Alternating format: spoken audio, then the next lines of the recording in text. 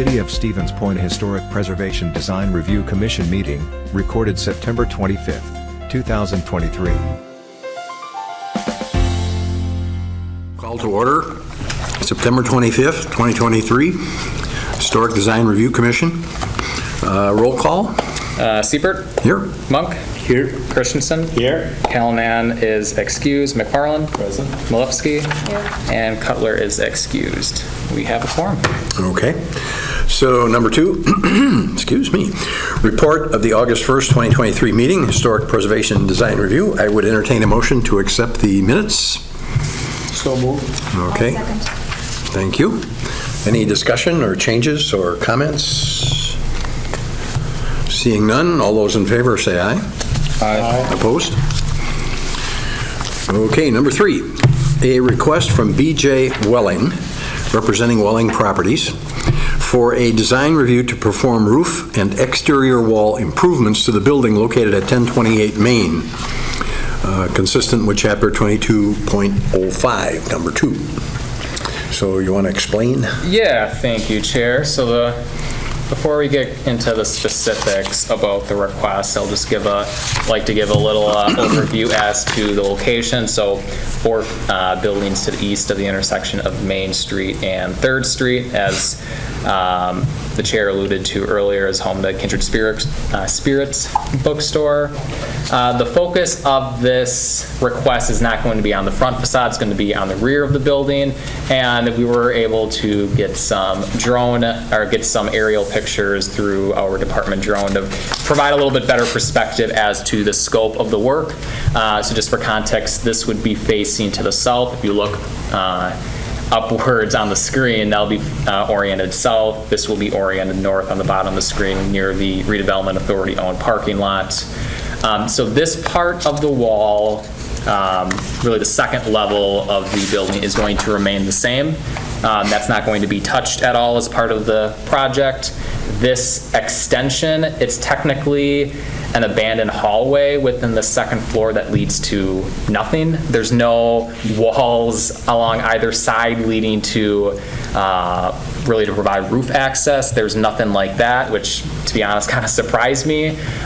So this part is proposed to be removed, and essentially this wall that's going to be remaining is going to be extended over in terms of keeping the same roof pitch, keeping the same exterior siding material, the wood siding for this chunk that's going to be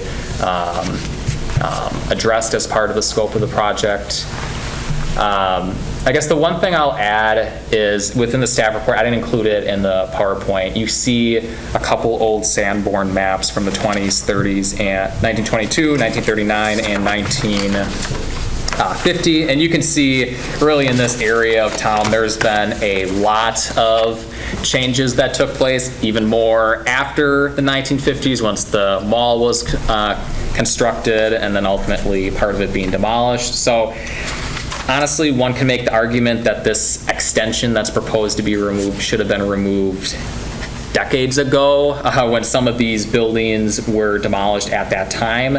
So again, this is kind of more cleanup work, and really I think better aligns with the massing and scaling guidelines of this commission, really kind of honing in, kind of trying to lessen the quantity of exterior wall materials that are being used. You see on some of the drone pictures there's metal siding. By removing this extension, there won't be any other parts of the building that will have metal siding. So I think just in terms of not having too much there, that would be a benefit with removing this part as requested. So staff's recommendation is to approve, and I'd be happy to take any questions.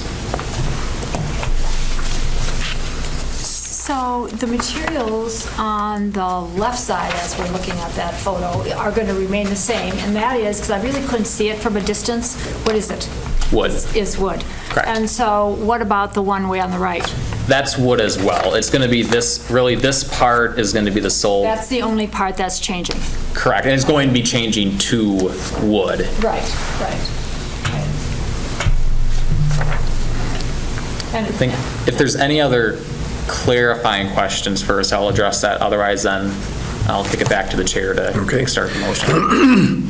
Okay, I would entertain a motion then to accept the request with the staff recommendations. I move to accept the request with staff recommendations. Second, please. And I'll second it. Okay, Ms. Malepsky, second. Any other discussion, questions? Seeing none, all those in favor? Whoop, whoop. Discussion. Go ahead. I went down there, and actually, that stairway, that hallway is already gone. It's gone. And so, yeah, I went down there this morning. But I think that, particularly in this situation, and we may come upon this at another time, when you look at it from the parking lot, and because that parking lot is becoming more of another street, so it becomes more like a streetscape instead of an alleyscape. And you can see that upstairs area quite easily.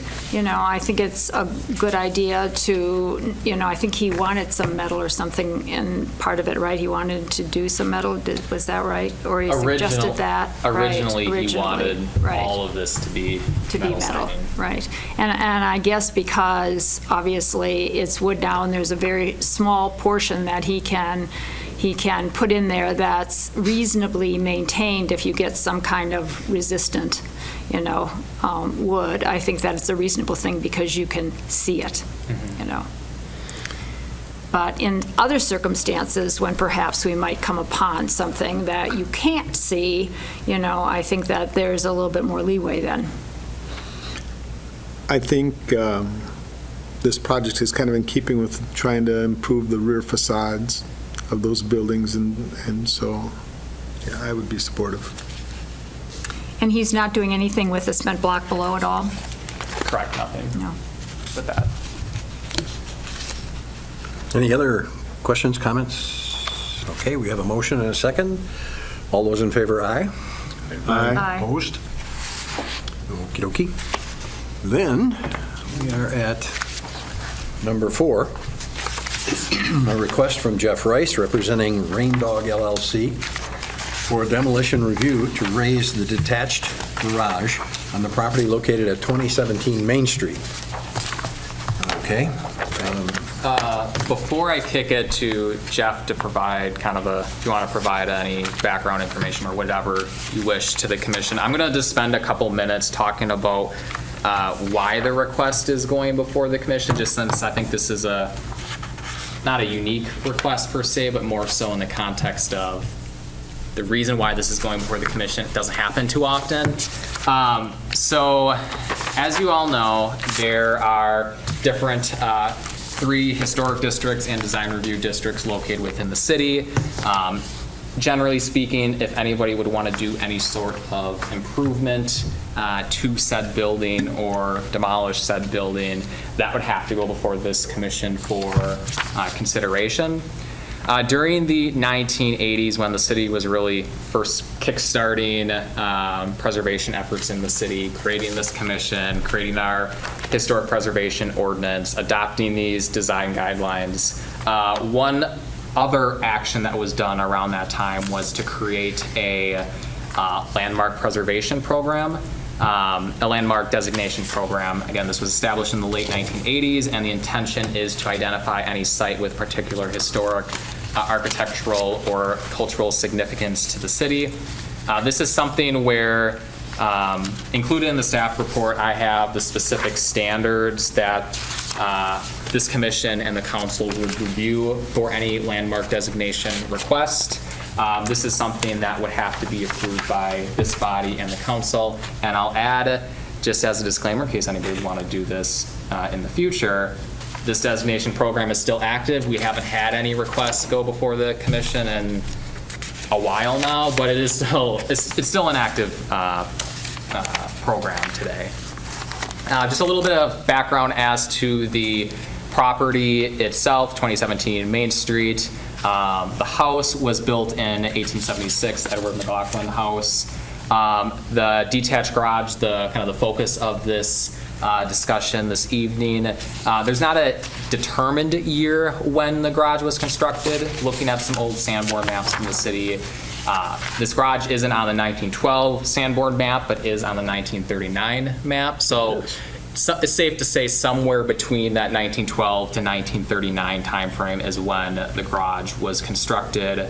The house, Edward McLaughlin House, has an Italian building style, which I talk a little bit in the staff report, just kind of providing some background on it. The reason why the council at the time chose to designate this property as a local landmark is really based off of two individuals, Edward McLaughlin Sr. and Jr. Sr. was the one who bought out at the time the struggling Stevens Point Journal, and really through his ownership and lead kind of brought the journal, for lack of a better term, up from the grave and kind of brought it up to be one of the main newspaper sources within Stevens Point. Edward McLaughlin Jr., he's known here in the city as being, or in the area as being the highest ranking Army officer to come from Portage County. And you might have heard the name in the past, or today, McLaughlin Park. This would be still is a city park located on the south side of Clark Street, just east of where Clark Street and Main Street kind of merged together as one. That actually was our first established city park and was named in his honor in 1920. With that, I think I'll kick it over to Jeff if you wanted to talk a little bit about the request and anything that you see fit. Sure. The request is to raise Name?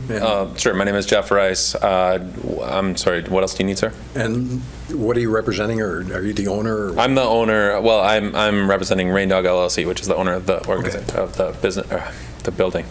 The request is to raise the garage. As Adam stated, a garage. We don't know if it's this garage was built in sometime between 12 and 39 there. It's in a terrible state of repair. It was in that condition or similar condition when we purchased this property a couple of years ago. We have put very little effort into it aside from like taking some garbage out of it. But the mechanism to use the overhead door is ancient and not safe. The beams in the ceiling have been destroyed by bugs. There's a gaping hole on the west side, like literally probably a 4 foot by 4 foot hole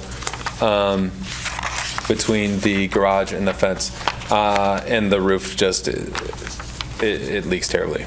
It's structurally unsound, and I'm not saying that just from the position of an owner. I'm also a general contractor who has worked on many buildings in the past, and this building is beyond repair, at least for any sort of reasonable amount of money. So the request has nothing to do with the main building, the main house.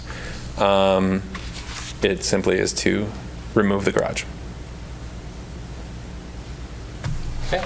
I guess before I kick it back to the commission, if you have any, before we kind of kickstart the conversation, I just want to talk a little bit about the design guidelines. So have a snapshot of that shown on the screen here. Essentially, kind of like any demolition or any design guideline, if the commission determines that all 8 of all standards that's shown on the screen are met, you would be within your grounds to recommend approval of the demolition. If the commission determines that at least one of these standards are not met, that would be grounds for you to deny the demolition request. I guess for the sake of time, I'd talk about in the staff report regarding really the complementary nature of the detached garage in question relative to the Edward McLaughlin house. Hopefully you had a chance to read that. If not, feel free to ask any questions for me. But I guess just for the sake of the discussion, I'm going to pull up on the screen really the options for the commission at your disposal. So generally speaking, there's 3 options. One being to approve the demolition request. If you do choose to approve the demolition. There are a couple conditions that I would recommend attaching to the recommendation to approve. Really, the one that I'll point out is just since this property is located within the Clark Street, Main Street historic district, not a locally recognized historic district, but a district on the National Register, there would have to be basically sign off from the State Historic Preservation Office to demolish the garage as well. So there's really an added level of approval is needed from the state, given the property being in the national, within a nationally recognized district. Second option being to deny. If the commission chooses, if it's your wishes to deny the demolition request, what I ask is that you state which guideline or guidelines you feel are not met with this request, just so it's stated for the record. And then the last option being to delay. This is technically something that's listed within the design guidelines as an option afforded to the commission. If this is the route that the commission wants to go, what I ask is that there's some direction given to city staff and to the applicant. I don't think it's in any of our interest to delay it just for the sake of delaying it. At least provide a little perspective if that's the route that you choose to go. So with that, I'm going to kick it back to the chair, and if we can, how about we can start with maybe just clarifying questions first before we do the motion. Okay. Any questions? So I guess I'll just say, the recommendation on this in the staff report is to deny. Again, there are some standards that I outline as to why my belief it not being met. And like I said, just for the sake of time, I'd be happy to go into that in more detail if there's any questions. So that I'll give over to the chair. All right. Anybody? Questions? Mark, Carol? Can't quite see over there. Yeah. That's right. I guess I'd be interested in hearing from Adam what the recommendations and the rationale behind the recommendations. Yeah. So let's put it up in here. So a couple things. So you see on the screen here, so this would be item number 2, guideline number 2 within the commission's design guidelines. One of the things that I want to talk about that I think is important for any sort of review on a historic property is if a building, in this case an accessory structure, is complementing the primary structure, the historic structure on the site. Now, make no mistake about it, the historic structure on the site is the house, the Edward Backlund house, not the detached garage. But I think it's important to recognize really the complementary nature that the garage has, albeit not a historic structure, onto the designated site as a whole. And I guess maybe to give an example of this, my brain's kind of in football at the moment, given we're week 3 now into the NFL season. But I think a good analogy to this, to kind of take this in another direction, is the house is kind of like a quarterback on offense. There's the quarterback is the biggest star. It has the biggest light shining down on them. It really has most of the attention, the glory, the drama that's associated with that. The detached garage, an accessory structure on a site, is kind of like a guard on an offensive line. It's not widely known, honestly. If you take a poll of who's an offensive guard in the NFL, probably few, if any, would be known, but they serve a purpose. They complement one another. If a guard is not on an offensive line, the quarterback by itself would still succeed to some degree. But the level of which that light is shining on them, that it's a star, is deteriorated a little bit because of that guard not being present on the offensive line. Similar case like this, if the garage is not on the property, the house is still a historic structure. but the degree of which it is historic and contributing relative to the standards that the council determined back in the 80s is diminished, in my opinion, to a degree with the garage not being located on the site. One of the things I want to talk about too, this is something that's acknowledged in the commission's design guidelines, is the concept of a contemporary compatible. You know, as I mentioned before, and the applicant mentioned before, the garage was built after the house was constructed.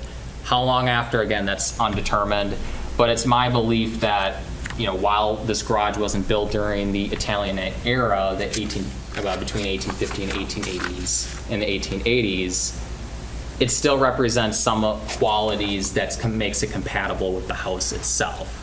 That by itself would lead me to believe that demolishing it wouldn't be in the best interest for the commission going forward. And again, really just the architectural styles that we mentioned, that we talked about before, and that's included in the staff report. The Italianate era, that occurred really at the early start of the commission, at the city's founding. There's very few examples of sites that have Italianate styles in the city, just given housing development that occurred in the city was after the Italianate era, really in the 1900s, 1910s and onward.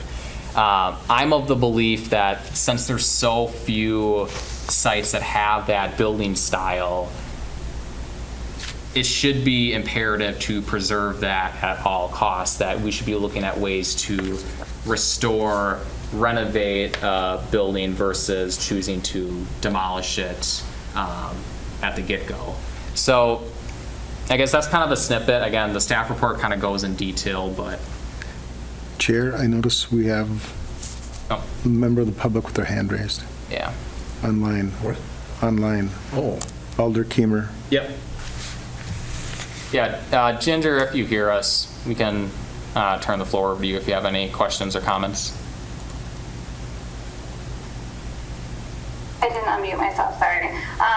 Ginger Keemer, Alder for District 3. I have some comments, but I'm happy to wait until the commission has had their turn to ask their questions and make their comments. Okay. Any other comments or questions? Do I do that now or discussion? I guess. Go ahead and ask your question. Okay. I guess one of the questions I have about it is, I have a house that's next to me that is an Italianate type house, a little bit moving into a little Victorian, but it has the exact same garage. And obviously it's not in disrepair and it's much bigger. But I think that those garages came about because people no longer had horses. And I would assume that that house had a carriage barn because the house that's next to it is probably from the 30s. The brick house that's next to it going west is probably the 30s. It probably had that side yard. I certainly know that the one a little bit farther down, the really big one farther down that there's a fence around the front of it, that had a portico on the side way back when, because I remember that. And plus it had a stone thing at the street, on the street there, where you would step up, you know, to get into a carriage. Mm-hmm. And I would assume that that garage probably is from the late 20s or 30s. I think that that's more in the ballpark. I don't think it was 1912 at all. Anyway, I guess the other question I have is, why the orientation? I don't quite understand the orientation. One almost thinks that it was turned around that way because most garages face the street. Mm-hmm. Yeah, there's no record. That is, I'll be honest, that is something that kind of, I wouldn't say puzzled me, but that piqued my interest when I first started conducting the review here. There's no record of a request being brought before the commission to turn it 90 degrees, so why that is, it's definitely, there's not few, if any, garages that I can recall going along Main Street, Clark Street, or elsewhere that has an orientation like that. So I guess the opinion comes next, so I'll wait for that. Question. So in the guidelines, it states that, where's the guidelines? Okay, so it says, okay, building is in disrepair, working with the proper developed rehabilitation plan. Okay, so there's tax credits involved, right? Like, and there's ability to get some kind of financial. Since it's on even within the Main Street, Clark Street Historic District, nationally recognized, yes, there would be opportunities for tax credits for any rehabilitation work. Okay. Mark, you had something? Similar to Carol, and, I think the orientation does come into play. I'm always very hesitant to see structures being raised, but I also put special emphasis on the streetscape from what the view is from the public. I mean, that's one of our primary purposes, make sure to maintain for the public. The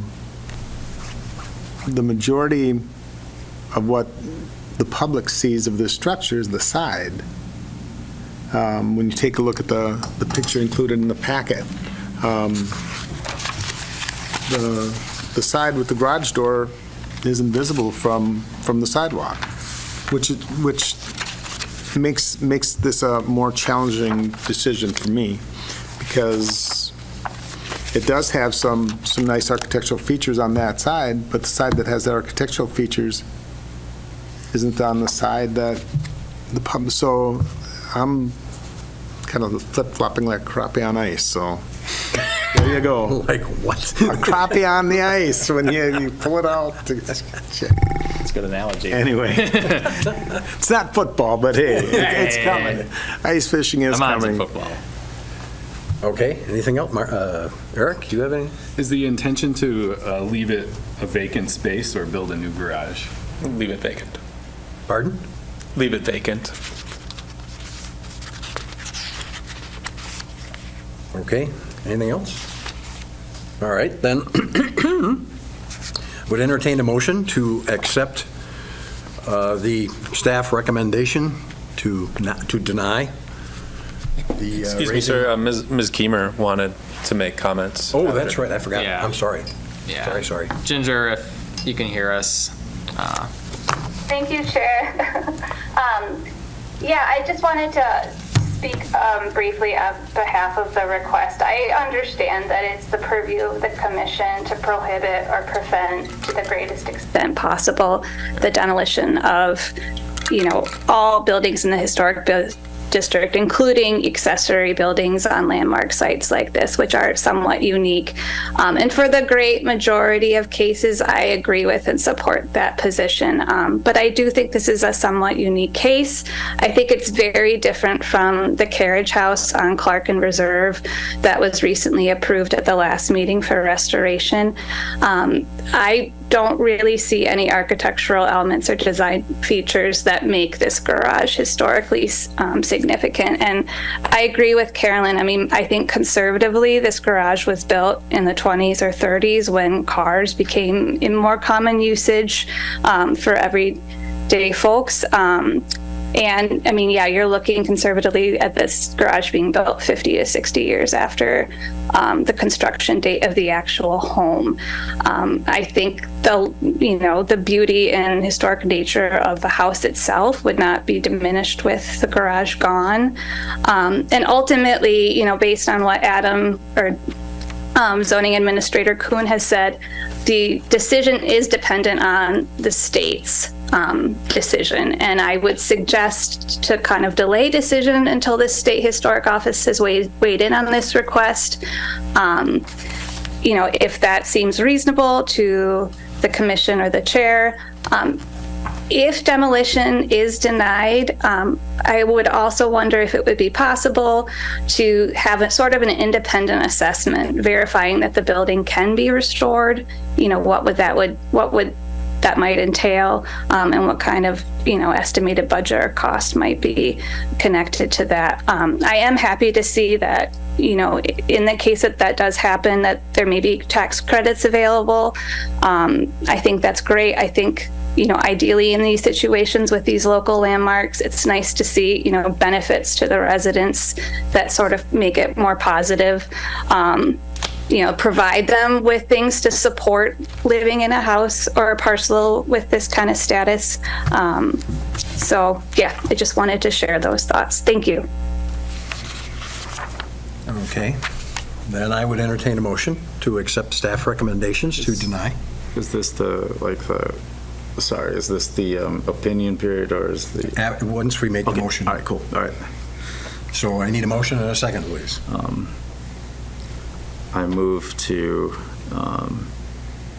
accept a, what was a? Staff recommendation to deny.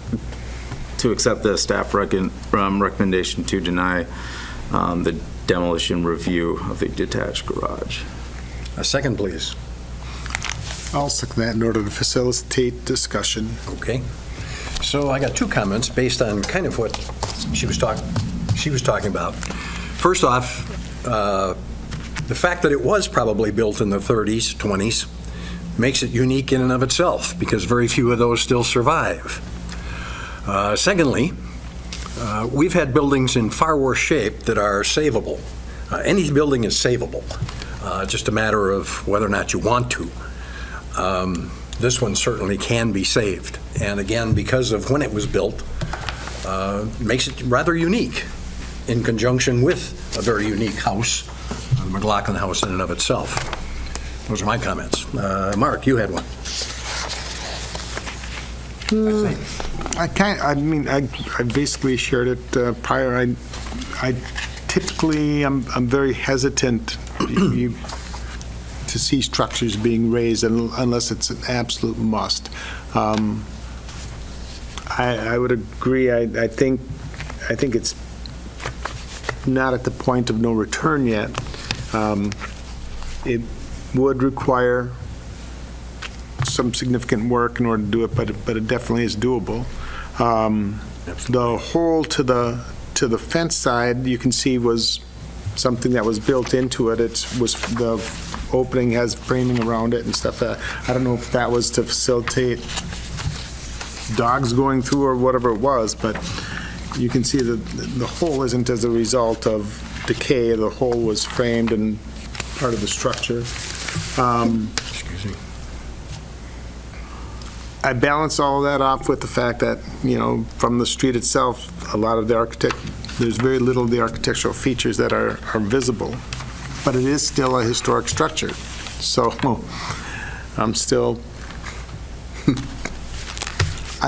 I'd like to hear what other members of the commission think. To continue on with football, I'm in favor of punting this one. I like the suggestion of having the State Historic Society weigh in on their thoughts on the significance of the structure.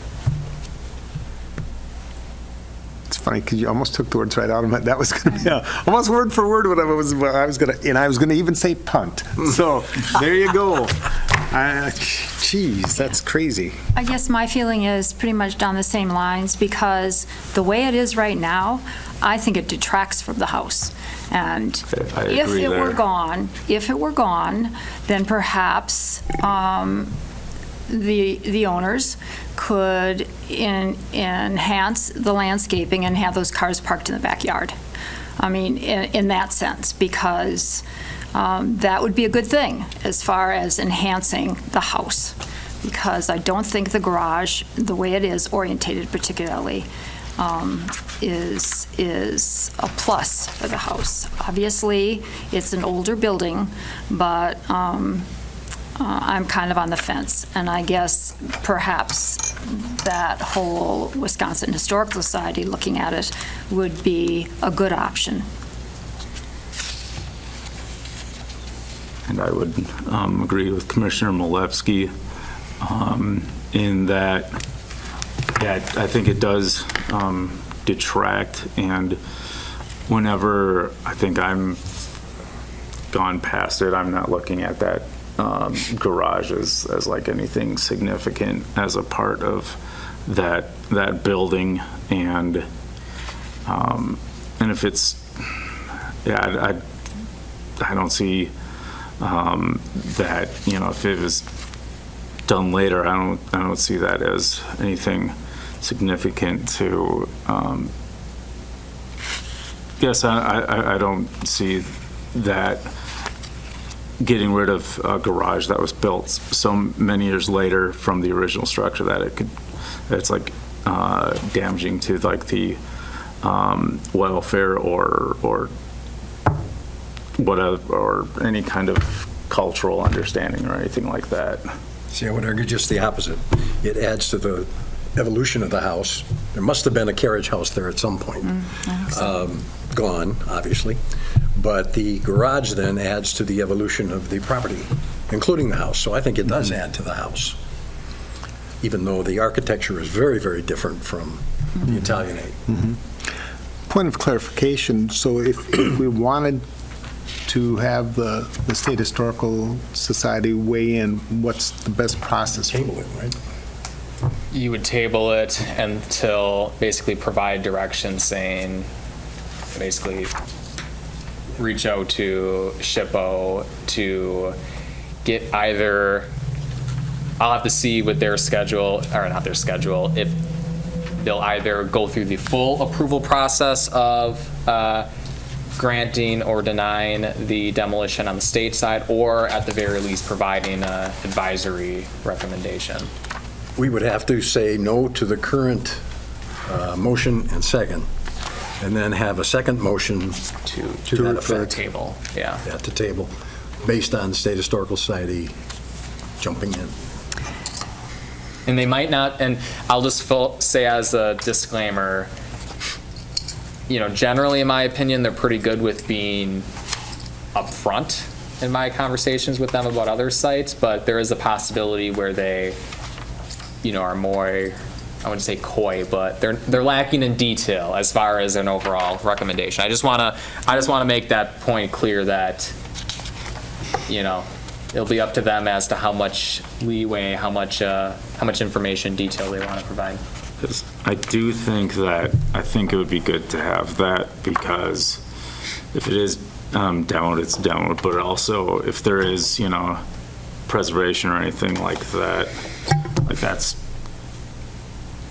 have that information would be good, because it's because I want to have everything on the table, because I mean it's probably going to cost a lot to preserve or any stuff, and yeah. This will also be setting precedent for future, so we want to make sure to, I think, have the most complete information we can, and I would like to have them weigh in on it, so. So I just have one other question. Does it have a concrete floor? It does. It does. And what kind of condition is that in? Poor. The entire building is in terrible shape. So are you saying that you would have to do a new foundation / concrete slab? I don't know how the existing slab could be fixed. I mean, it's got cracks both directions and it's caving in toward the middle. So I don't know how that would be saved. So perhaps the other thing is, I mean, obviously you said you were a contractor, but perhaps somebody else would look at it, or we could, or whatever, have some kind of estimate of what the cost would be, you know, because obviously that always does come in. And unfortunately, this is a rental. Well, we have a motion on the table, this idea of the state jumping in. So all those in favor, say aye. Just for clarification, would Okay. the motion be, we would deny. have to make a vote on the denial, and then if it's the commission's wishes to Right. table it after the vote to. Correct. Another motion. I would actually, I would like to offer an amendment to deny and then to send it to the state historical as it would be my amendment to the original. So we'll vote on the Okay. the And a amendment vote on the first. amendment if we get a second. If there's a second to that amendment. A second? I'll second that. Okay. So to the amendment now. All those in favor, say aye. I need clarification. Okay. What's the Okay, amendment? sorry. The amendment was just to that we'll deny it for now, we'll send it to the historical, and then then tabling it to, so he'll have a chance, and we'll get the feedback from them. So we're not denying it presently, we're postponing it. The net effect is to table it. Yeah. In fact, We should just table if you almost, I think it would be cleaner if we would yeah. just vote on the original motion and then make a second motion to table. I think that would be cleaner. But once it's denied, then does it get appealed to the state, or how does that, does the denial then prevent any further consideration? If we vote, well, first we have to vote on your amendment, whether, or you can Right. withdraw. Or I would, yeah, that's Along with that's what I'm Carol's, thinking, okay. yeah. But then if we vote to deny the denial, I think that's the way to say it, it's still on the table pending the State Historical Society. Their input. Yeah, so my motion, my amendment was to deny for now and have it referred to The state. the state. But I think Adam is right. It'd be cleaner to just do it in two stages instead of, Yeah, so, yeah. Okay. It's up to you.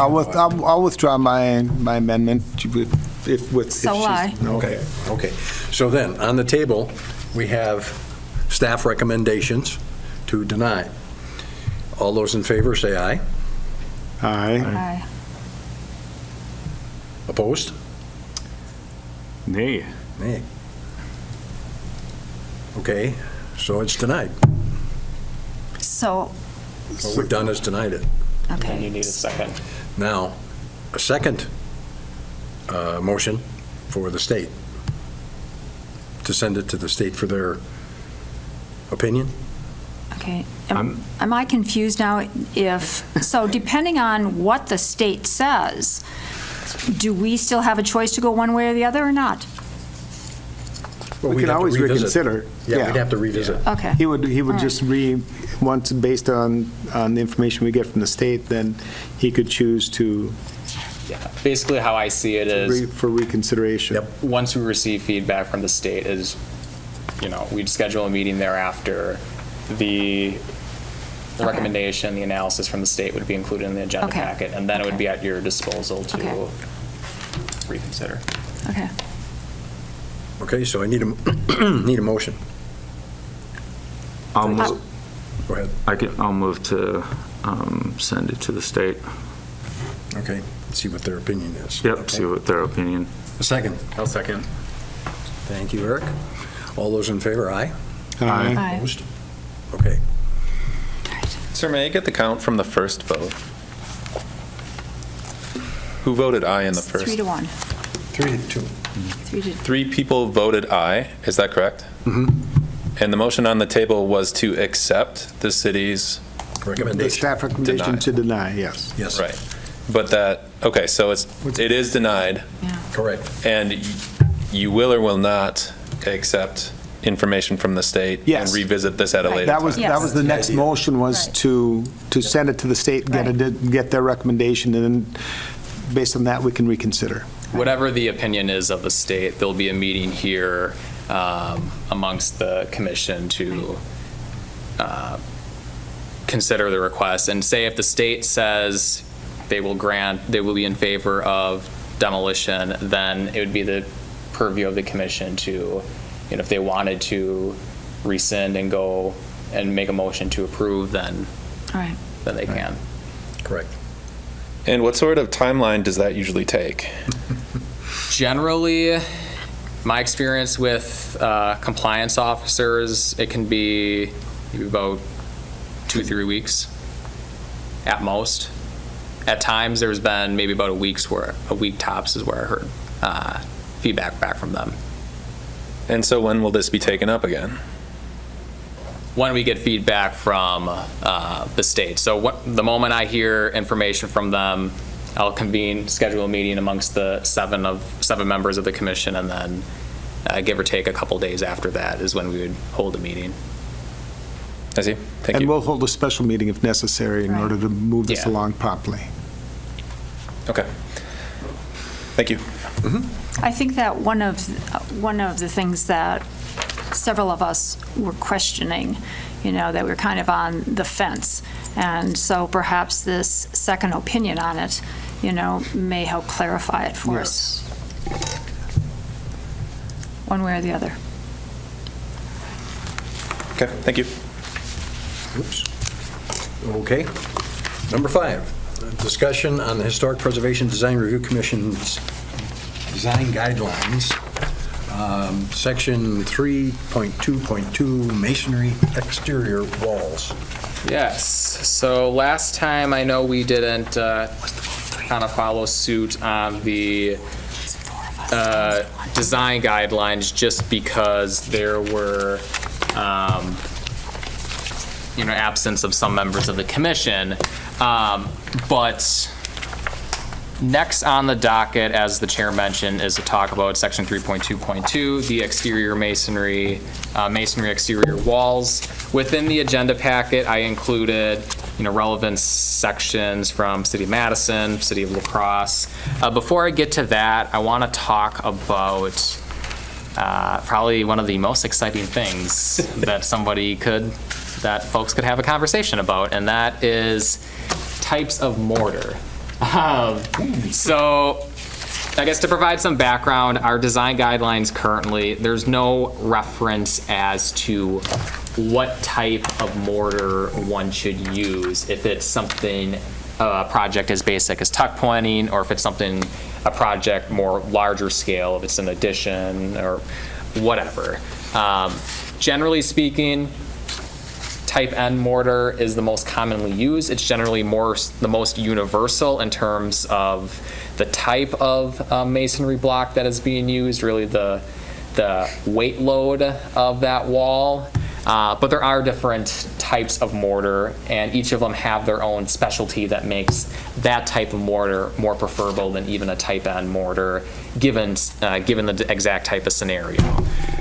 So on the screen, I have 2 pictures. The top one was included from that kind of article from the National Park Service. That's on page 72 of 78, if there's folks following along in the packet, kind of providing some detail as to what type of mortar should be used given the type of masonry material, and then really its exposure to the elements. And then the bottom picture taken from the second article included in the packet, really kind of providing some illustrations as to the type situations that would make it most advantageous for a given type of mortar mix. So I guess I'm going to start this conversation in saying, is there a value of the commission to have any sort of detail as to what type of mortar to be used in a given situation? What I mean by that is, it could be something as basic as a guideline under the masonry exterior walls saying that, staff shall review the kind of the characteristics of the building, if it's above grade, below grade, its exposure to any weather elements to determine the most apt type of mortar that is preferable, or are you okay with the status quo and saying, there shouldn't be a specific type of mortar that should be used, but really type N mortar should be kind of the direction that folks should receive if there's some questions as to what type of mortar to use. So, I guess when It's I a fun, interesting topic. Right. But when I think of mortar, I mean, I think about what kind of mortar is going to preserve the brick. Yeah. You know, because that's been a problem in some of the buildings downtown, that the brick deteriorates because the mortar isn't doing what it's supposed to do. So, but just as far as the design of the mortar, you know, I mean, there was a time early on. Do you have concrete evidence of that? What? Concrete evidence. Yeah, right. But the other thing is, I think there are colors of mortar, and I know way back in the early 80s when HPDR started, they were going to put black mortar around the stones that they were going to put on front of that building that's on the corner of Strong's Avenue and Main Street. They were going to put black mortar around the miscellaneous stone kind of shapes, miscellaneous stones on the bottom story of that brick building. So, I mean, the color is a question, because I distinctly recall that black mortar was going to but the other thing is, some of those decorative moldings that have, the one that you have pictured here on page 73, I mean, there's a particular era that kind of mortar was used, and it is the mortar that's on the house right next to where John Anderson lived, on the corner of Phillips, and John Anderson was at the corner of Phillips and Main, and the house that's directly west of that with that big porch. It has that other kind of mortar, and I think the old cop's house does too in the block before on the south side of the street. It has that high, I don't know, what is it called? What is that kind of tuck pointing called? Is there a name on that kind of tuck pointing? The one that's raised almost?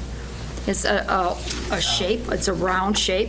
In the picture here, it's in this picture. I don't think it has a unique name. Okay. Anyway. Separate from that. So I guess that's my opinion on it. The thought of putting in, I mean, I'm really thinking of mortar as protection of the brick. Yeah. And whatever mortar best does that for the structure is the one that you'd want to use. Yeah, and if we don't have some sort of rules, somebody can use some sort of cheap stuff, and Yeah, and I guess down it goes. I'll say as a disclaimer, so the type N, O, S, M, any of them would do the job. It's more so its longevity and the amount of long-term maintenance that would be needed. You know, an example you see in some older parts of some, not older buildings, really, Main Street in general, where you have more of a higher sand content within the masonry block. Combining that with a type N mortar, it kind of makes the mortar essentially more brittle, so it's not as longer lasting. It doesn't mean that it's not going to do the job, it's just that long-term maintenance, there's going to be more there for that type of mortar versus a different type of mortar mix that may be more apt given that type of situation. Is there that much of a cost differential between the different types of mortar? Yeah, I think there is, depending on what you mix. Right. I mean, I think there's some, but I'm not sure that in some projects, the cost of materials is a major consideration here. And we had tuck pointing down, and, you know, I guess I just done on ours, and I just assumed that the professionals doing the tuck pointing would know the type to use, and, you know, I'm not going to save a few dollars using the wrong type. I think it's important for us to provide information and direction and guidance, but I would have a hard time envisioning somebody not following that guidance if it's going to be an extra $80 and they might not have to do it for, you know, it might last an extra 5-10 years or something. I don't know. Are we talking about the last time we were doing something like this, that we had like a suggestion or a suggested or something like that, like a Helpful hints. like a helpful hint sort of thing? Yep, yeah, basically. I'm just wondering yeah. if this could be in just that, in something like that, where it's just more of a helpful hint than anything. Than an actual guideline per se. Yeah. I could see that. I don't know if there's any other thoughts. And how is this in conjunction with the inspection department? Because obviously, if something's going to fall off a parapet because the brick wasn't done well, I mean, how are we connected with the inspection department with that? I mean, I think of us as Review bit authority? of a preservation, but also a bit of an aesthetic, which not necessarily the purview of the inspection department. It's a safety issue. Yeah. Yeah. Well, and I guess I'll say, broadly speaking, there's a lot of collaboration that I have with our building inspection staff. I mean, case in point, talking with DJ about the last item, about the detached garage, talking with our commercial building inspector about BJ Welling's request, that there's a lot of collaboration done behind the scenes to really make sure that we do something or recommend something that's in alignment with you folks, but also what building code requires. A good example, not talking about mortar, with BJ Welling's request is there's certain fire-resistant requirements for that exterior wall, where when the applicant originally was looking at possibly using a metal siding, that was something where that was a red flag on building inspection staff because it didn't met those fire fire prevention standards, but also a red flag on my end from you all.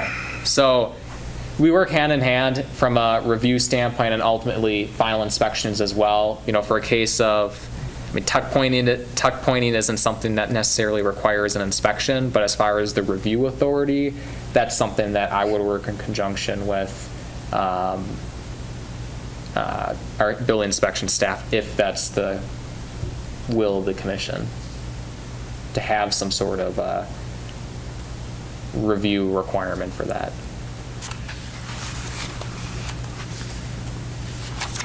If any other comments, or I guess going back maybe to the helpful hint, are you more preferred having going that route, kind of having a helpful hint with something like that in lieu of saying, type N mortar should be used unless otherwise noted by city staff? I guess what's your thoughts between? See, I would argue with number 2. Second one? Yep. Okay. That you have I'm cynic enough to city staff disagree review. with Mark. I think somebody always out to Right. Well, yeah. finagle it. Well, I think it's important to be providing guidance, because I think there's a lot of them that don't know, and so I think it's helpful having the chart that shows the different uses, the different types, and depending on exposure and depending on everything else, which type is most appropriate.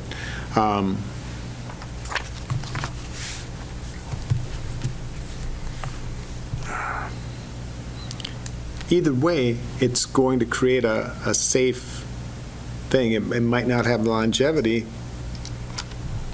but aesthetically, it's not going to look any different. And safety-wise, it's going to be, at that point in time, just as safe. It's just going to come down to longevity.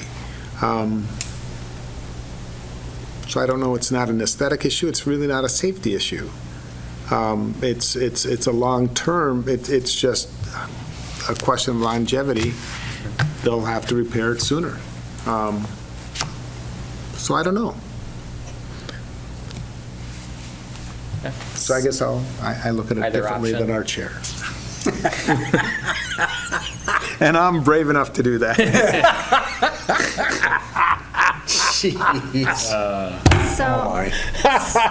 So are you saying that there are options for the mortar? One doesn't last as long, but how are they different? More so the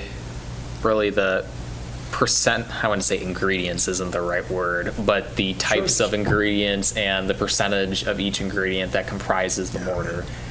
one that those that have a higher, if there's walls that has a higher exposure rate to, say, straight line winds, generally speaking, you're going to have mortar that's more durable, that's less brittle because of the moisture retentance, the prevalence of moisture that it would obtain. So, yeah, I mean, there's different, there's kind of pluses and minuses with each type of mortar, and I have that actually, that right is there, in the type of mortar mix, and that's what I was just looking, I mean, to me, this is very helpful information. I like it a lot. Page 77 and 78 goes through type N, O, S, M, and K, and talking about really situations where this type of mortar should be used versus others. I mean, until I was going through, I didn't know that there's a special type of mortar for glass block. Mm-hmm. I mean, I wonder if all glass block has been installed with that, but I mean, it's, I think, really good information. Should it be a requirement, or should it be It's that should or must that we talked about a long time ago. Okay. I guess if there's unless there's any other comments, I think that's at least some good, fruitful information as to, there's interest. It's just a matter of helpful hint versus requirement.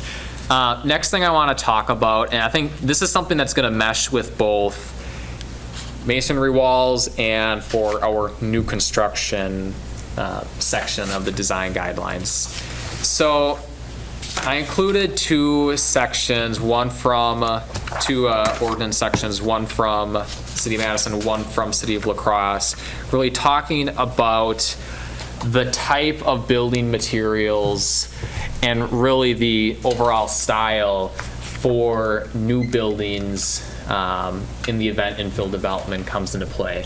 And I'll preface this by saying in that communities in the state, across the country, there's generally two different routes that they go, as far as there's a vacant lot, say in a commercial, in a downtown of the city, and that's ripe for redevelopment. I'll give an example of, say, Edgewater site. Edgewater building is gone, it's a vacant site. Hopefully at some point in the future that site's developed into something. You have one side of the spectrum in terms of communities that says whatever type of building that once stood on that property, that should be emulated for new construction in terms of the type of building material that was used, kind of the size, scope, scale, kind of really focusing on what was there specific to the site.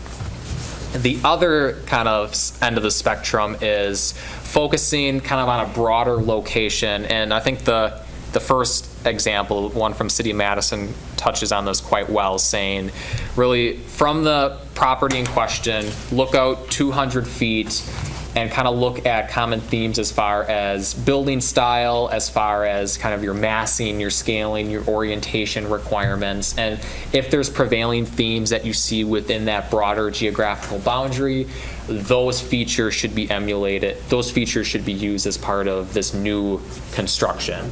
The reason I'm talking about this now instead of the new construction is, if we're going to be honest with ourselves, there's really not much, if any, infill sites within the Clark Street Historic District where it's going to focus just on residential homes. Really, downtown is going to be the area where this would apply. So I think, and knowing there's a fair amount of, most buildings in the downtown have exterior masonry walls, I think now is really a good time to bring that up. So I guess initial thoughts, which end of the spectrum are you kind of leaning?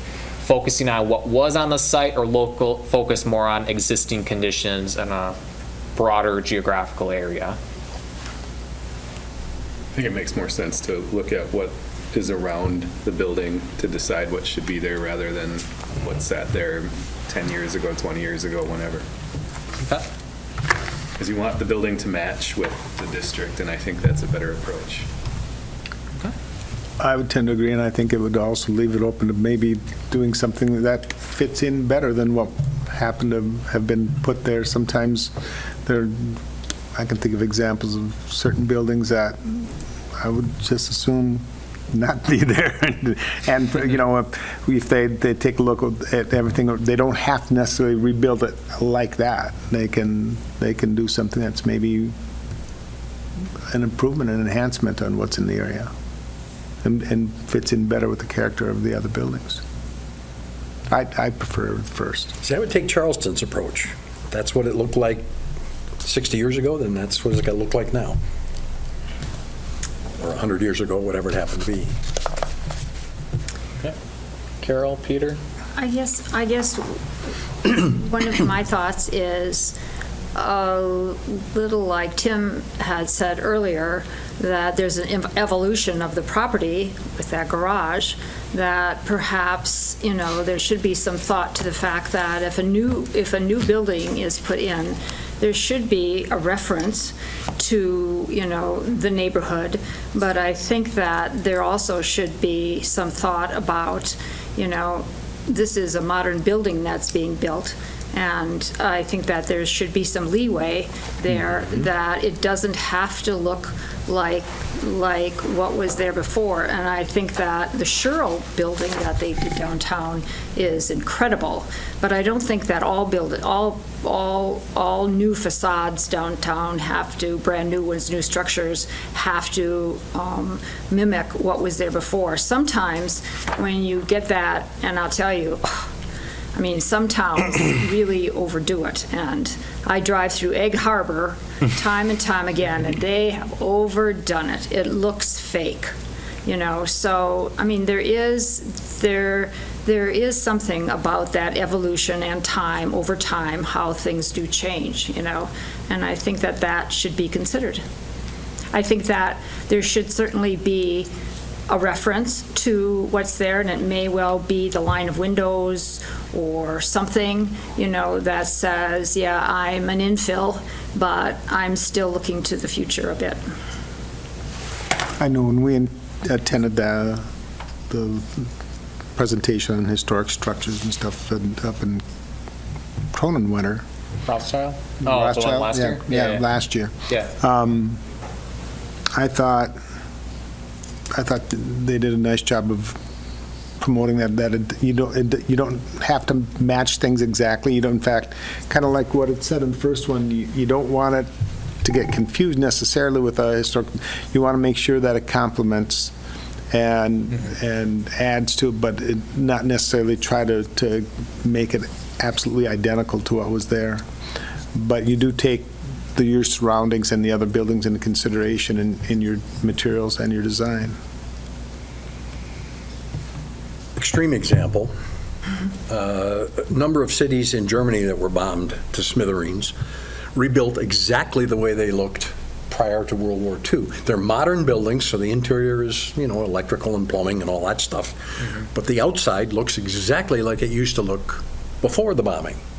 And they're fantastic. I mean, they are extremely beautiful cities. So I would argue that, yeah, you got to go back and you can build a modern building, but look like an old building. But I get that, but the thought of you have to build like what was there before would be, if something is put on the Edgewater site, it has to look like Edgewater Manor. I think that's a terrible idea. Exactly. So That's just what I so said. we're discussing the same thing here. There are certain buildings that you would just assume when they get replaced, it not look like what was there before. So in that Fits case, in that's better one with of the things around spots, it. sorry to speak over you, that's one of the spots for infill. Yeah. So we're saying, should the guidelines say it has to look like Edgewater Manor, or should it look like the surrounding? Well, let's go to, they took apart Lullaby, and we approved the building of what's there now because he said it was going to look like lumber. I'm sorry, it doesn't. It looks terrible. What do you call it? Not the woodlot. What does he call it? The North Side Yard? Yeah. Great Northern, I think. Lumberyard or whatever it's called. No, Bilky it's Lumber? apartments. Yeah. The apartment. The distillery? Yeah, the apartment complex, yeah. Okay. He But said you're it was talking going to about look Northern. like a lumberyard because there'd be extensions on the building that look like stacked lumber and all that. It doesn't. I think it's ugly. and it has no reflection on Lullaby at all. So, I don't know, I think we have to go with something, maybe not Edgewater, but there was something there before Edgewater, certainly, because Edgewater wasn't all that old. There were houses. There were houses there, yeah. Prior to Edgewater, Yep, yeah, yep. those houses. So if you build condos, they have to look like houses. Yeah. So which building, are you talking about the distillery? No. You're talking about Northside Yard. Oh, Northside Northside Yard. Yard. Okay, all right. Because I thought the distillery, I mean, all I was thinking of is there should be a picture of Eric in there someplace. No, Yeah. the Northside Yard. Yeah, okay. Because when we approved that, their pitch was that it would look like a lumber yard, All right. hence Lullaby and all that. Well, I'm sorry, I don't see it. Any other discussion points? If not, I mean, at least this was a really good kickstart conversation. Like I said, I mean, this is kind of two ends of the spectrum that communities go in. You know, is there a right way? Is there a wrong way? You know, one could argue opposite. But last thing I want to talk about, and I personally have an opinion to this, but I'll wait to have you all chime in, and that's really the level of approvals, if any, as it relates to cleaning masonry walls. The image on the left is just our section for improvements that are considered general maintenance, and that does not require any sort of approval from this body or I as staff. The image on the right is taken out of, this would be the city of La Crosse's ordinance, historic preservation ordinance for their downtown area, basically talking about, I'm going to focus on subsection 3, talking about surface cleaning tests must be conducted to determine the most appropriate type of cleaning method, and then really that has to be reviewed and approved by city staff to determine what type of cleaning is best served for that wall, given the type of masonry block, given the condition, whichever. Most of the other standards for cleaning between La Crosse, Madison, Eau Claire, Green Bay, those that I didn't include in here, are pretty straightforward with what we have.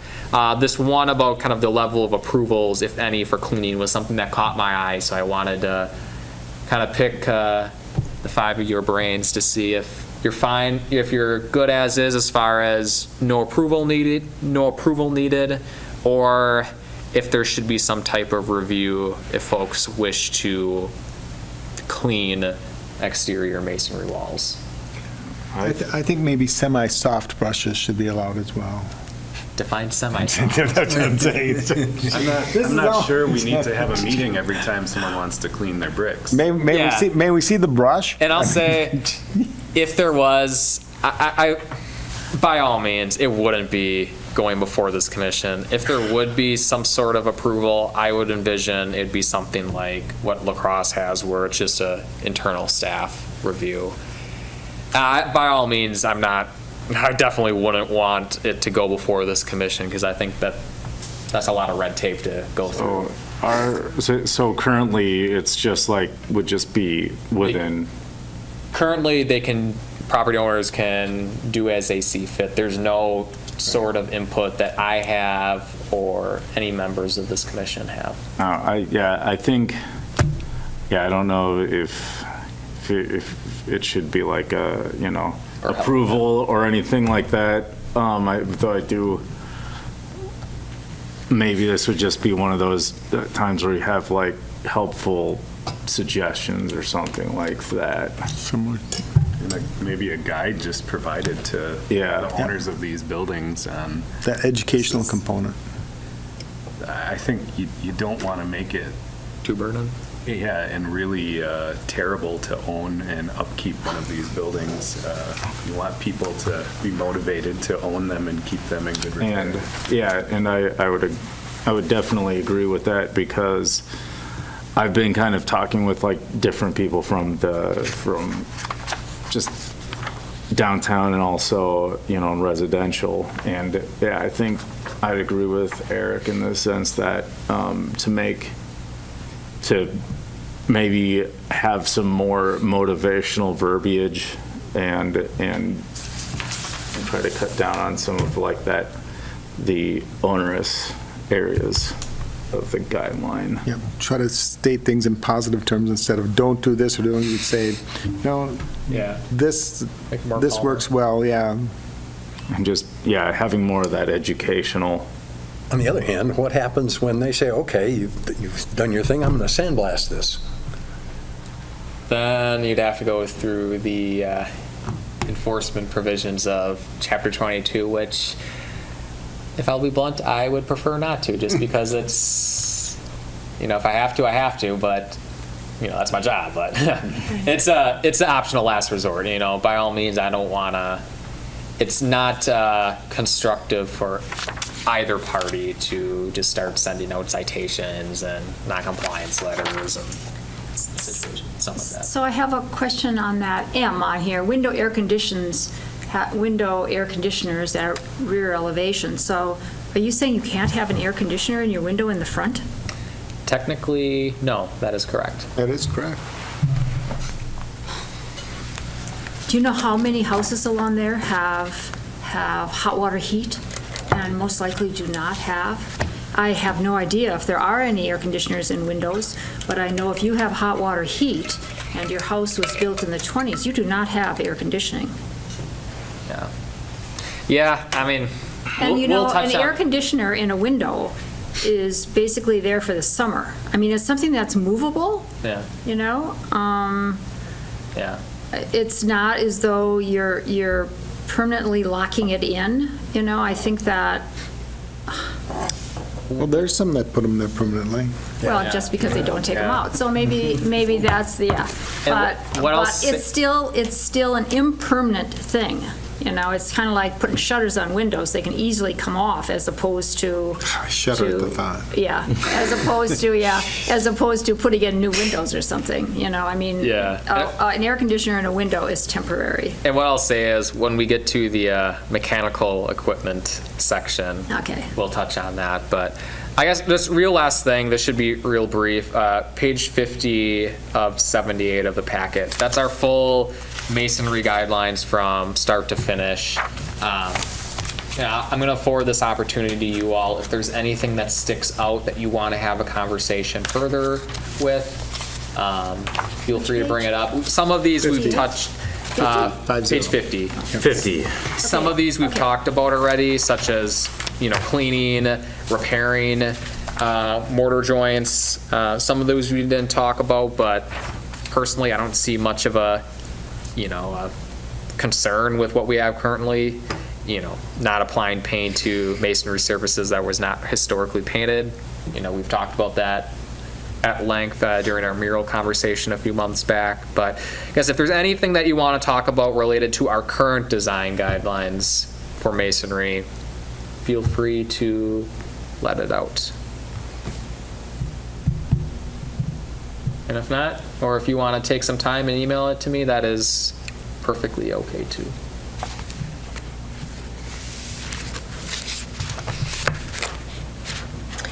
So just a question, I have no idea whether the Digber House, which is on the corner of Main and Division with the columns, I have no idea if that was originally painted. Which corner of the? Digber House, the one on the angle. The one on the diagonal, Oh. yeah. Yeah. So that would be the the south. It's the southeast corner. Southeast corner, yeah, Right. of the intersection, yeah. Well, Division and Main, technically, that's not within this commission's purview. Well, true, you're right. For that site. You're right. They didn't want to be in it, Yeah. yeah. I don't remember it ever being not painted. I don't remember. I don't remember. I have to get an old picture of it. Maybe it was painted. If there's no further comments, otherwise I am through this agenda item. Okay, it's Thank you. 6:20, we are adjourned. A video of this meeting is available for viewing on the city's website, stevenspoint.com/videos.